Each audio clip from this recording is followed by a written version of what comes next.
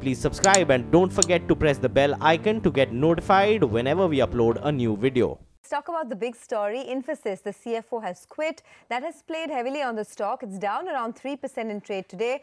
It had managed a bit of a recovery, but now it's gotten back to seeing some selling pressure. Reema's here to tell us what the brokerages are saying post the exit. Reema, over to you. Thanks so much for that. Let me start with Morgan Stanley, which has downgraded Infosys to an equal weight.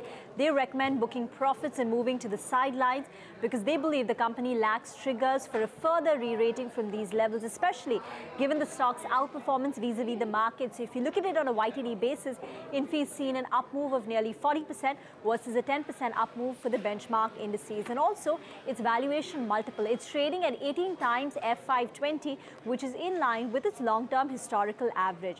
While Morgan Stanley does concede that a CFO resignation does not necessarily impact the company's financials, but there will be an overhang around concerns surrounding exits of their senior management, and also they see limited upside to their F519 revenue growth as well as margin estimates. And even for F520, in case there is an acceleration in growth and improvement in margins, that too they believe is already baked into the price.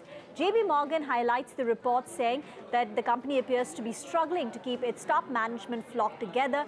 Ranga, that's the erstwhile CFO, has done a good job because under him the company had 2 buybacks, a special dividend. He managed to hold on to the costs very well, which allowed the company to hold on to its margins despite a tepid revenue growth. When you compare Infy and TCS, JP Morgan believes that TCS's valuation premium, called a safety premium, is likely to expand vis-a-vis an Infosys. This development will also entail a longer and a tighter involvement than was earlier envisaged by Nandan Nilekani. Again, JP Morgan also says that CFO is generally not the most critical person in an IT company, considering the cash generation that the company easily generates, but the stock has had a good run and therefore might see a breather.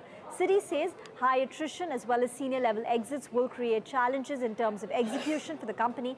In fees, attrition went up by 200 basis points on a year-on-year basis, despite the steps taken by them to curtail it. The company had announced a compensation for 85% of their workforce from April. In the short term, they believe the stock could react negatively, as we can see in today's trade, especially given the strong performance YTD. But over the medium term, it depends a lot on the kind of growth Infy clocks in.